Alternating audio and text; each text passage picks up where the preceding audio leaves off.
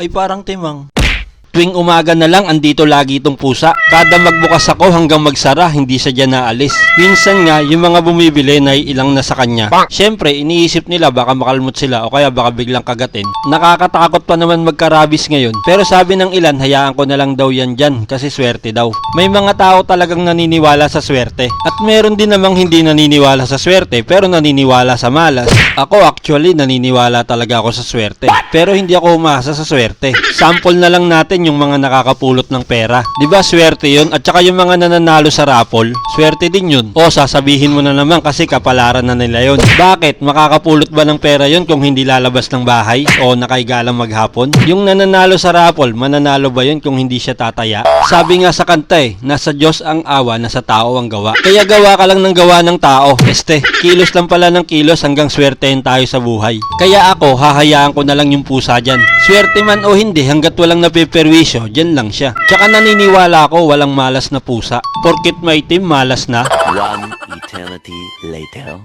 Gatid lang ako, kinain mo na yung tinapay. Anak ka naman ng tinapa. Sabit na eh.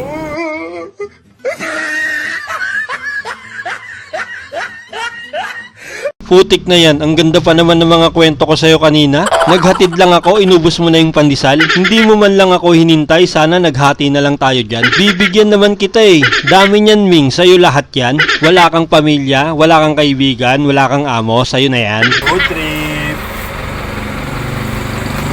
Pinaubaya ko na sa pusa yung pandesal, hinayaan ko na lang. Habang kumakain kasi siya ng pandesal, dumaan tong nag-aayos ng washing. Ilang buwan na kasing sira tong washing. Pasukan pa naman ngayon, ang hirap ng walang washing. Pero bago ko siya pinagawa, tinanong ko muna kung marunong talaga siya. Sabi niya, oo, marami na daw siyang inayos na electric fan. Sabi ko, electric fan yung boss, washing yan, magkaiba yun. Huwag na daw ako masyadong matanong, wash and learn na lang. Kaya nanood na lang ako sa kanya habang ginagawa niya. Tsaka pre-check up naman daw. Kaya pinagbabaklas niya na yung mga tornilyo. Medyo nahihirapan pa nga siya kasi parang sira na yung Philips niya. Pero hindi ako nawawalan ng pag-asa, umaasa ako sa Brad na maayos niya yan. Hinahanap niya yung makina ng washing, baka daw sira na yung karburador. Nung makita niya yung makina, napansin niyang malamig na. Baka daw hindi kinukumutan yung washing kaya nasira. Sabi ko, ano yan bago? Kukumutan sa umpisa? Medyo ibang skill nga ginagamit nitong nag-aayos kasi nilalighter niya.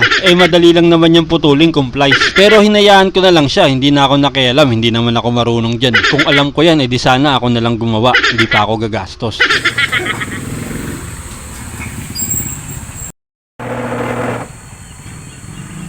Paano hindi maayos? Okay na yung motor niya eh.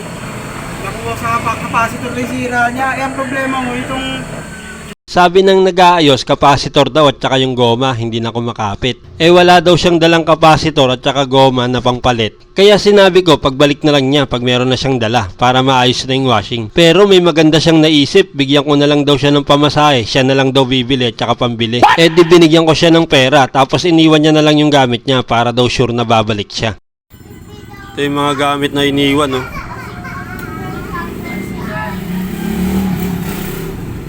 Meron pa dito. Sa halagang 300, iniwan ang gamit. Na hindi na bumalik. Charger pa pala eh. Kaso sira. Tanginang sira ni ko yun.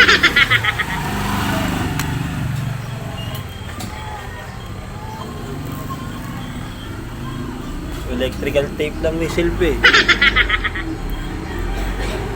Oo, tama, correct, yes. Lumipas ang isang buwan, hindi na bumalik yung nag-aayos ng washing. Ewan ko kung ano nangyari doon, hindi ko rin naman iniisip agad na istapa kasi andito pa naman yung mga gamit niya. Siguro na traffic kasi Dasma Bayan lang siya pupunta, baka kasi traffic na naman doon. Or baka nagtitipid siya, walang masakyan, ginapang niya hanggang doon. Kasi kung gagapangin mo mula silang hanggang Dasma Bayan, aabutin ka ng 2 buwan kung pahinto-hinto ka sa paggagapang. Siya mukhang hindi naman siya nagmamadali, antayin ko na lang siya hanggang December. Total 1 buwan na akong naghihintay. Isa pa to sa naiwan niya, sinulid na makapal tapos pangtahi yata sa sapatos to. Siguro nagtatahi din siya ng sapatos. Sayang naman boss, ang dami mo palang talento. Bali 2 beses na nga pala nangyari sa akin to. Una yung ceiling fan ko, pinaayos ko sa nag-iikot lang din dito. Motor naman sira nun, binaklas niya kasi sabi niya bawal daw bumili ng motor nang walang iniiwan na kapalit. Kaya pinadala ko na sa kanya, ayun, hindi na bumalik. Siguro mga 3 buwan na rin siguro yun. Grabe, puro istapa na lang nangyayari sa akin. Naawa pa naman ako sa kanila kasi nag-iikot sila dito, naghahanap ng aayusin. Yung nag-aayos ng electric fan, nakamotor yon. Hindi ko na binidyoan kasi maayos naman kausap. Tapos yung nag-aayos ng washing, eto lang pala tandaan ko sa kanya. Buti na lang may napadaan ulit na nag-aayos ng washing. Ano, gumagana?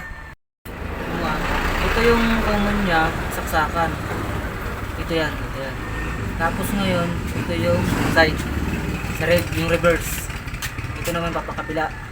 Ibig sabihin, yung linya na tong red na to, ayaw kong Bali yun na nga, motor daw ang sira ng washing. Yung unang nag-ayos, sabi goma, lost thread na daw. Wala naman akong ibang choice kundi hindi ipagawa. 1.6 daw, aray ko po. Para na akong bumili ng bago na second hand. Ilang buwan na naman akong walang washing machine, mano-mano na naman maglalaba. Tingin ko sa December pa ako makakabili kapag nagka-bonus pa yung asawa ko. Kaya dyan ka na lang muna, ipapapalit na lang kita ng planggana sa mga nag-iikot. O paano, hanggang dito na lang ulit mga timang. Salamat sa panonood. Pa-share naman po, please.